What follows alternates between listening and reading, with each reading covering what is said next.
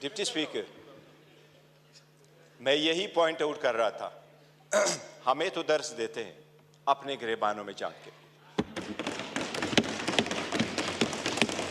क्या पहली हुकूमत लेके PDM 1 जब हुकूमत आई, उसी को लेके विद इन अ मंथ नेब का कानून चेंज करवा के 50 अरब रुपए के केसेस माफ नहीं करवाए?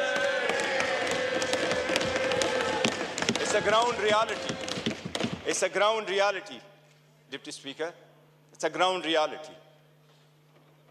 क्या ये कह सकते हैं कि अगर इसको इतना ही घुमंड है जमहूरियत पे, हकूक पे, तो एक लफ्ज बताए जब हमारी औरतें जेल गई हैं, एक लफ्ज उन्होंने कंडेम्ड करके बोला है?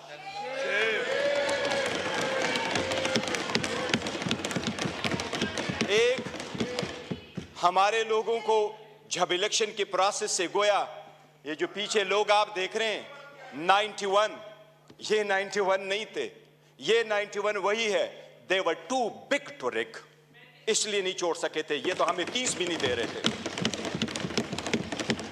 प्रपोजलों को रोका, सिकंदरों को रोका, डॉक्यूमेंट्स छीने गए, कैसरा इलाही से उसका दुपट्टा छीना गया। इनको एक लफ्ज उस वक्त ये बोले, इन्हीं सर्कमस्टांसेस में इलेक्शन जीत करके हम आए। स्पीकर साहब, ये कहां डिप्टी स्पीकर साहब, इनको जमहूरियत रास नहीं आती, इनको वो जमहूरियत पसंद होता है। शहबाज शरीफ साहब कैसे कहते रहे, ये एक दूसरे को मुफादात की टक्कर में इकट्ठे होते हैं, इसलिए ये पावर शेयरिंग पर बिलीव करते हैं। इमरान अहमद खान नियाजी अवामी सियासत पे बिलीव करता है, पावर शेयरिंग पे नहीं करते। क्या शहबाज शरीफ ने मलक कयूम को फोन करके कन्विक्शन ही नहीं करवाई थी? कितने एक ऐसे कितने अदब के साथ अभी कह रहे इकट्ठे बैठ के।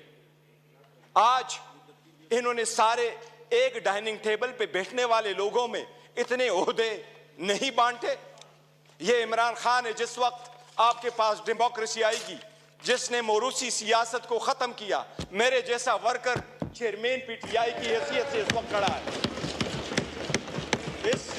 इस ईवान का pride of parliament Umar Khan साहब है।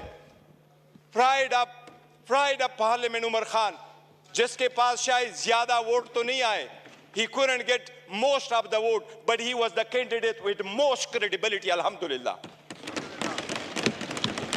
हमारा शेर मुल्तान को स्पीकर मुकर्रर किया, वो फर्जंदे मलकन को इमरान खान साहब ने डिप्टी स्पीकर मुकर्रर किया। इनसे पूछे कोई ओहदा किसी को और देंगे क्या? पीपल्स पार्टी में कोई भी और बंदा नहीं है सदारत के लिए कि जरदारी को आप देते हैं?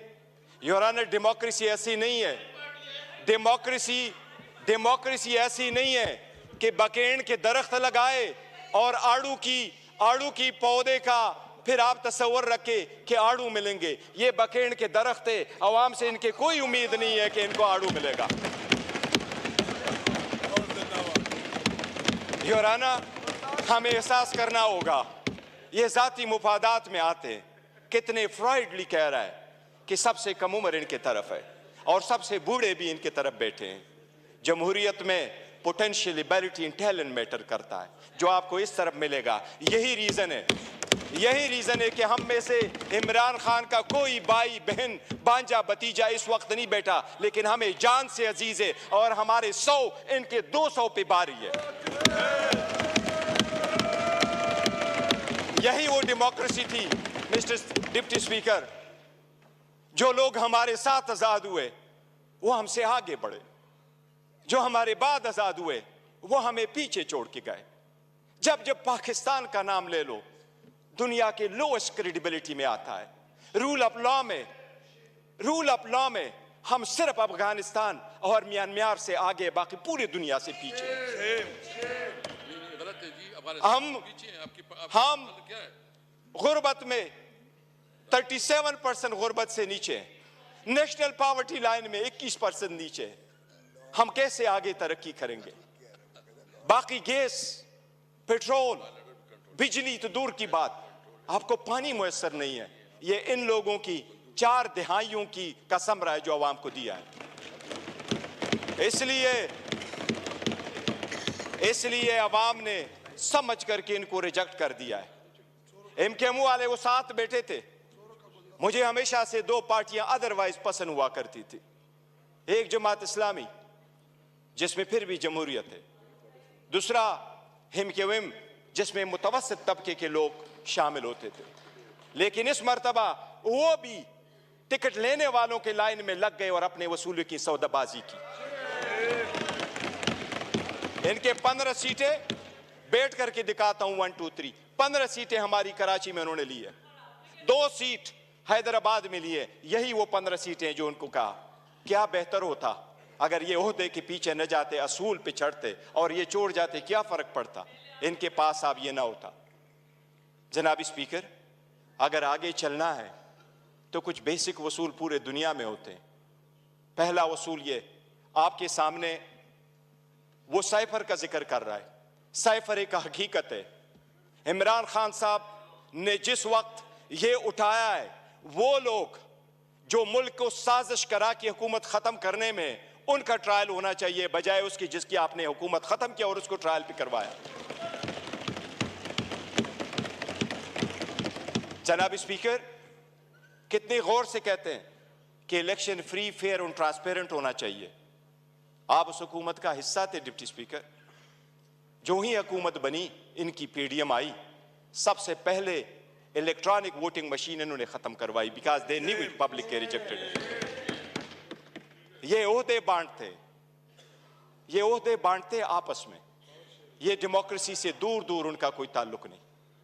स्पीकर, डिप्टी स्पीकर, अगर हमने आगे जाना है, बढ़ना है, तो उसके मिनिमम कुछ वसूल होते हैं।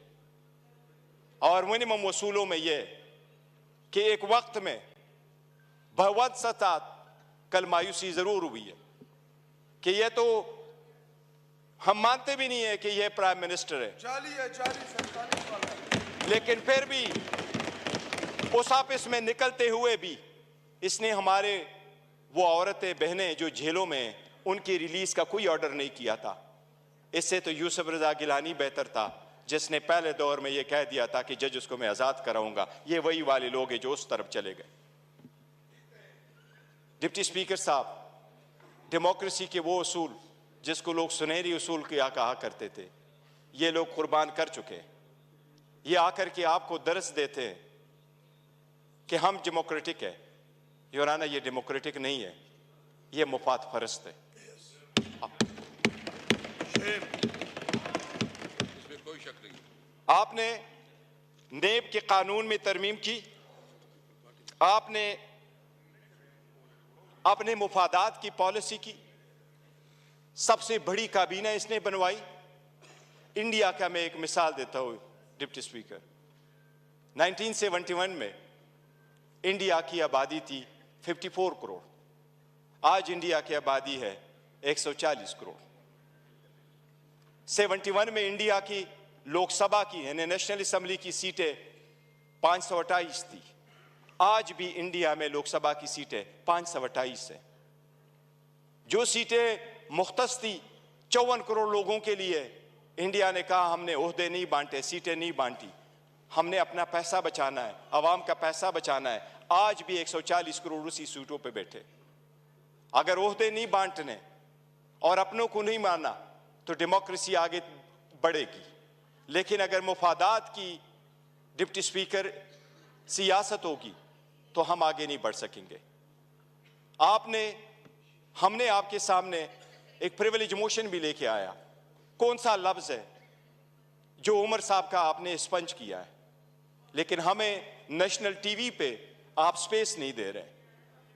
हम आपको रिक्वेस्ट कर करके तक जाते हैं कि हमें टाइम दे बोलने के लिए। इस पार्लियामान में हमारा एक जैसा राइट होना चाहिए।